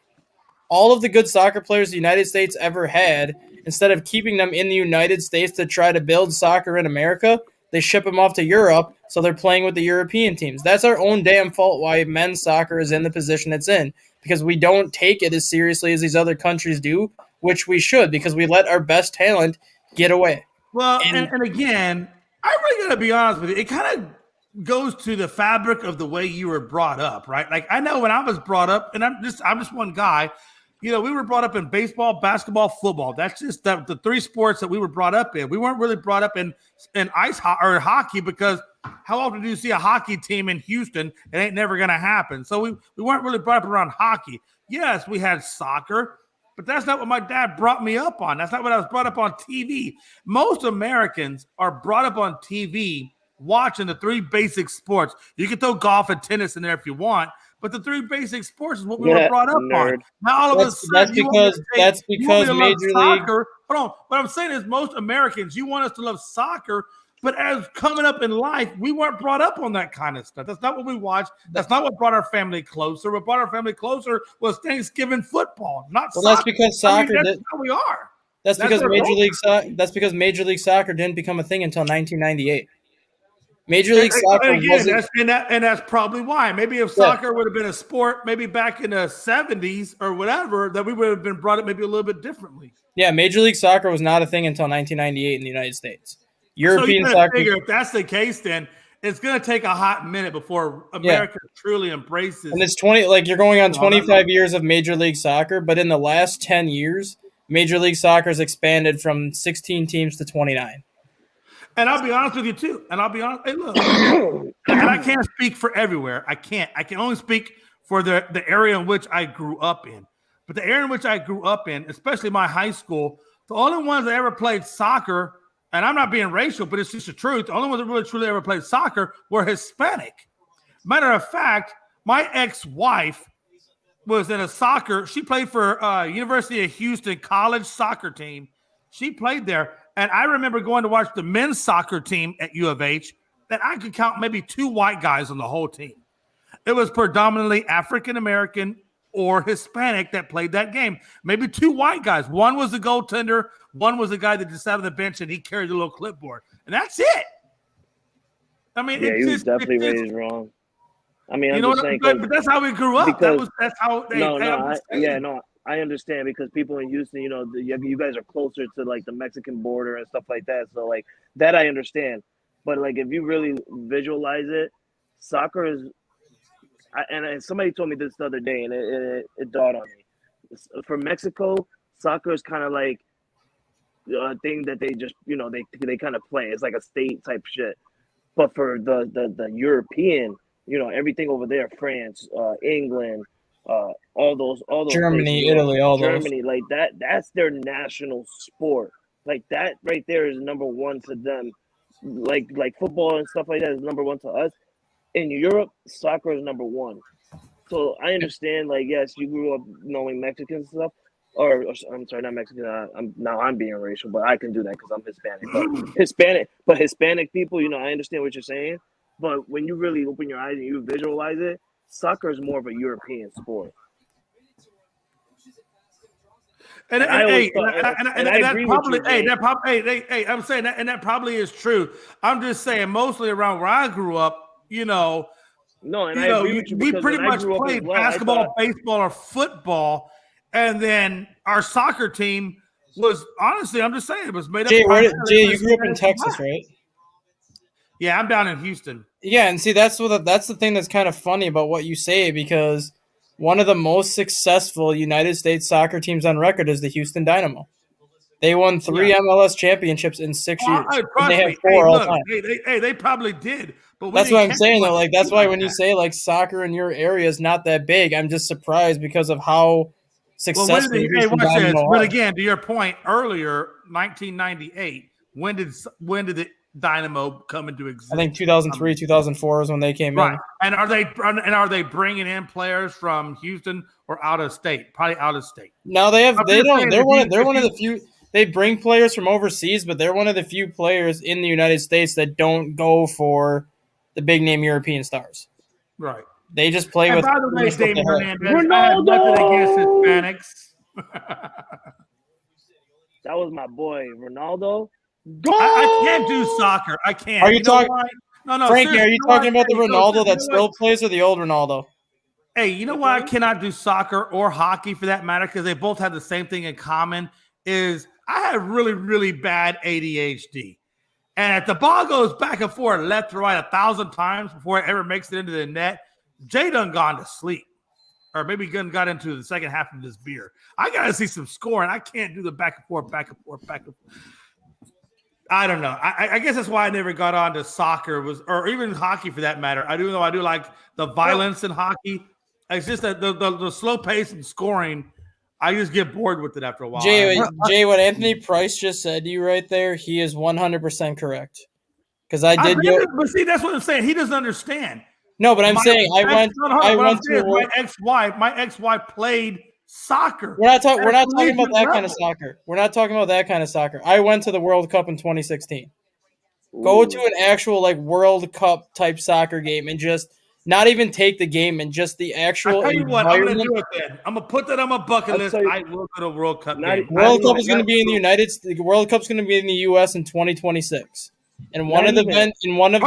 Then I'll have a lot of money in 2026. I'll be ready to go. Gonzo, you want to go? I got you, baby. Me and you going to a soccer game. We're going to figure out what Frankie and Stat Guy are talking about. And we're going to go watch us some soccer. One of the venues, Jay. On top of that, I'm getting some elote. You want some elote? We're going to get some fucking elote because Damien over there thinks I'm racist against Hispanic. One of the venues for that World woman, he thinks I was racist. One of the venues for that World Cup is in Dallas. Huh? One of the venues for the 2026 World Cup is AT&T Stadium in Dallas. Hey, I'm going to tell you right now. I swear to you, on everything that's holy, if it winds up in Dallas, that's where it is. The venues are already predetermined. At that point, no, I'm saying I'll be in Houston at that point. I can make it right up to Dallas and go see a soccer game. So if that happens, I'm going to go to the World Cup, and then I'm going to watch Stat Guy personally, and I'm going to say, Stat Guy, either A, you're correct, or B, I hate you and I spent this money. One way or the other. I've never been to a soccer game. I don't watch a lot of soccer. That's why everybody's told me go to a live game and it'll change your mind. Mm-hmm. It's not when you're at a live game. Yes, you pay attention to the game, but at a live game, you're more so paying attention to the surroundings and just how the fans interact and just how they treat everything. How college football is, how college basketball is. Obviously, you've watched Duke games for college basketball and how the Cameron Crazies are, and a lot of how these college basketball teams student sections are. That is what a World Cup soccer game is with 90,000 people. Everyone's got face paint on. Everyone's wearing their country flags over their back like a cape. They're all wearing their country colors as their clothes. Nobody hates anybody. Everyone's getting along, whether you're rooting for Mexico and the United States. You could be facing Mexico and the U.S. All the Mexico fans will talk to the United States fans like they're best friends. Everybody's getting along. They're all getting into the game. Each team has their own specific chants that they use at specific times in the game, where if you don't know the chant, somebody on the other team will teach you the chant during the game so you know what's going on. Interesting. I'm gonna go just to check it out. I'll scream a few olays. Before you get to that point, I want to say Casa Olay, and I'll tell you, Casa Olay has the best Mexican food ever. Which, by the way, I find it interestingly enough that when I hear most soccer games, they're always saying "Olay, Olay, Olay." Which, interestingly enough, is Hispanic. I'm just putting that out there.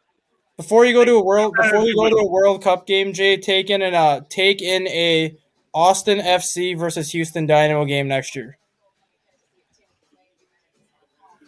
I guess I can see the soccer games, being a stress reliever. If you are around thousands of other fans that are into the game and stuff, I can see how that would be, because that's going to get you into the game and things like that. So yeah, I get that.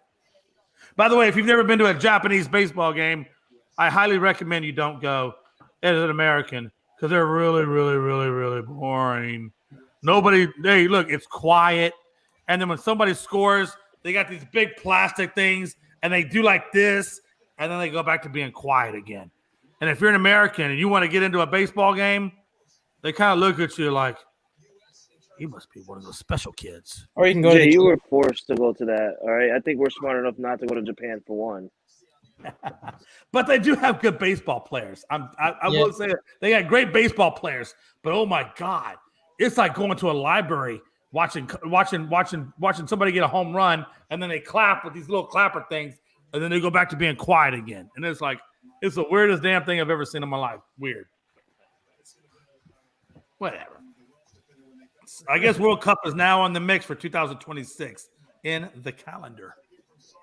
All right, let's get the final thoughts for today. We were in final thoughts. Okay. I done gave all the thoughts I had. Hell, I done had diarrhea. Final thoughts. You got anything, stat guy? I do not actually have anything really for final thoughts outside the U.S. leads Wales 1-0 at the half on a 36th minute goal by Timothy Weah. USA, USA, USA. Ole, ole, ole, ole, ole, ole. Okay, Jay, I got one more thing for you quick, Jay. Yeah. If you want to get into soccer, watch Friday's World Cup game on soccer between the United States and England. All right. God, I love the English. God bless the Queen. Because that's about as close as you'll get to like a United States-Mexico game unless you're actually at the U.S.-Mexico game because England absolutely hates the Americans for soccer and vice versa. Oh, yeah. Hey, listen, we don't like – listen, I hope that Queen's enjoying life under the crypt because we don't like the English over here.